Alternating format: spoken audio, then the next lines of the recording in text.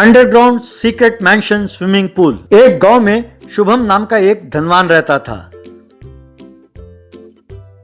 उसकी पत्नी थी रजिता और बेटे का नाम टिंकू था। शुभम का बिजनेस में खूब लाभ हुआ तो 2 साल में उसने खूब पैसे बना लिए और एक बड़ी हवेली बनाया, कार भी खरीदा। तब रजिता का बड़ा भाई तिजोरी भी आकर उनके साथ रहने लगा। वो अपनी पत्नी और बच्चों को छोड़कर यहाँ अच्छा खाना खाते हुए एंजॉय करने लगा। एक दिन उनके घर रजिता के दूर के रिश्तेदार बंसी नाम का एक बूढ़ा आया। वो उस हवेली में सोफा में बैठकर रजिता का प्रतीक्षा करने लगा। तभी रजिता और तिजोरी वहां आए। तिजोरी रजिता से, इस बूढ़े को देखा, इसकी ये हिम्मत, उसके घर में बैठने के लिए बांस की भी कुर्सी नहीं है और यहाँ तुम्हारे घर में तुम्हारे सामने सोफा में ठाट से बैठा है। रजिता को गुस्सा आया। रजिता बंसी से, यहाँ क्यों आए हो? तुम्हें अंदर किसने आने दिया? पहले उस सोफा से खड़े हो जाओ। बंसी परेशान होकर उठा। बेटे, मेरी बेटी की शादी तय हुई है, तुम लोगों को शादी में आमंत्रित करने के लिए आया था। क्या तुम भिखारियों के घर की शादी में हम आए? हमें शादी में बुलाने के लिए इस गांव के जमींदार भी 10 बार सोचता है। लगता है पैसों के लिए आए हो। मैं 10,000 रुपए डालती हूँ तुम्हारी झोली में, वो लेकर यहाँ से चले जाओ। अगर गांव वालों को पता चला कि तुम हमारे रिश्तेदार हो तो हमारी बेइज्जती हो जाएगी। मुझे पैसे नहीं चाहिए बेटा, मैं चलता हूँ, तुम चिंता ना करो, कहकर चला गया। ये सब दूर से शुभम और टिंकू देख रहे थे। ये क्या डैडी, मम्मी ने बंसी नाना का इस तरह अपमान करके भेज दिया। आजकल तुम्हारे मम्मी के पांव जमीन पर नहीं है बेटा। वो भूल गई हैं कि 2 साल पहले तक हम भी झोपड़ी में ही रहते थे और साथ में आग में घी का काम करने के लिए तुम्हारा मामा जी भी जो हैं, उन्हें घर से भगाना चाहता हूँ, पर तुम्हारे मम्मी अपने भाई से बहुत प्यार करती हैं। इनके वजह से ही गांव में मेरी इज्जत नहीं रही। हाँ डैडी, बबलू गरीब है कहकर मम्मी मुझे उसके साथ भी खेलने नहीं देती। मम्मी को कैसे समझाए डैडी? पता नहीं बेटे, समझ में नहीं आता, भगवान ही हमें आइडिया देगा। कुछ दिनों बाद शुभम घर पर बहुत चिंतित बैठा था। रजिता, क्या हुआ? ऐसे क्यों बैठे हो? समझ में नहीं आता कि तुम्हें कैसे बताऊं। अपने धंधे में बहुत नुकसान हो गया। कर्ज चुकाने के लिए अपना घर, जमीन, कार सब बेचना होगा। इतना ही नहीं, हमारे हर चीज जैसे टीवी, फ्रिज, सोफा सब बेचना होगा। पहले तुम अपने गहने और कीमती साड़ियां ले आओ, उन्हें बेचकर कुछ लोगों का उधार चुकाता हूँ। रजिता दंग रह गई।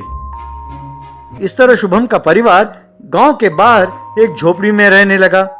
तिजोरी उस झोपड़ी को देखकर, जो बीच में आया था वो बीच में ही गया। तुम्हारी जिंदगी फिर वहीं आ गई है बहना। मैं इस झोपड़ी में नहीं रह सकता, मैं चलता हूँ। अपने पत्नी के हाथ पैर जोड़कर किसी तरह मैं घर चला जाऊंगा। अब तुम जानो और तुम्हारी किस्मत, कहकर चला गया। रजिता अपने भाई की बातें सुनकर बहुत दुखी हुई। फिर रजिता घर के बाहर लकड़ी के चूल्हे में खाना पकाने लगी।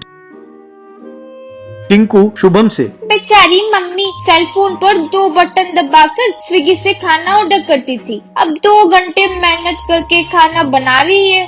कोई बात नहीं बेटे, सोने को आग में तपाओगे और हथौड़ी मारोगे तभी गहना बनेगा। पर हाँ, वो तुम्हें कोई तकलीफ नहीं होने देगी। तुम अपने बेस्ट फ्रेंड को ले आओ और अपने झोपड़ी के पीछे वाली झाड़ियों के पास जाकर देखो।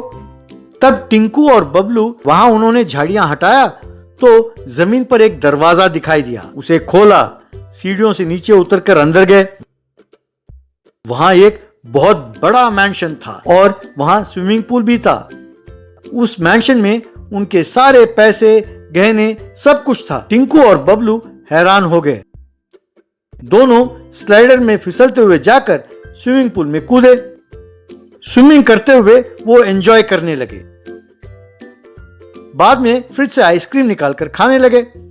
यूं वे दोनों हर रोज उस अंडरग्राउंड मैंशन के स्विमिंग पूल में तैरने लगे। शुभम रिक्शा चलाते हुए रजिता को पैसे लाकर देता था। एक दिन रजिता, ये सब मेरी ही वजह से हुआ है। मैंने पैसों के घमंड में बहुत पाप किया, इसीलिए भगवान ने हमें यूं सजा दिया। आज बंसी मामा की बेटी की शादी है, बेचारे हमें बुलाने आए थे और मैंने उनका अपमान किया। मैं आज शादी में जाती हूँ, उनके पैर पर गिरकर माफी मांगूंगी। तुम में ये परिवर्तन लाने के लिए ही मैंने सब किया। हमारे रुपए जायदाद कहीं नहीं गया। चलो मैं तुम्हें दिखाता हूँ। इस तरह शुभम रजिता को लेकर उस सीक्रेट मैंशन में गया। उसे देखकर रजिता हैरान हुई, उसकी आंखें भर आईं। रजिता ने तुरंत वहां रखे गहनों को उठाया। शुभम, रजिता, टिंकू बंसी मामा की बेटी की शादी में गए। उन्हें देखकर बंसी हैरान हुआ। रजिता उनके पैर पकड़कर, मुझे माफ कर दीजिए मामा जी, ये गहने मैं अपनी बहन को प्यार से दे रही हूँ, घमंड से नहीं, कृपया करके मना मत कर दीजिए, कहकर वो गहने दिए। बंसी बहुत खुश हुआ। तब तिजोरी वहां पहुंचा। और शुक्र है, अब मैं बहुत खुश हूं बहना। सुना है तुम्हारे पैसे कहीं नहीं गए। अब से हम सब मिलकर उस अंडरग्राउंड मैंशन में मजे से स्विमिंग करते हुए रह सकते हैं। चलो चलते हैं। ए छी, चुप हो जाओ। बड़ों ने सही कहा था कि तुष्ट से दूर रहो। तुम दोबारा हमारे घर की तरफ भी आए तो स्विमिंग पूल में डुबाकर मार डालूंगी, खबरदार। तिजोरी शर्मिंदा होकर वहां से चला गया। शुभम और टिंकू ये देखकर खुश हुए।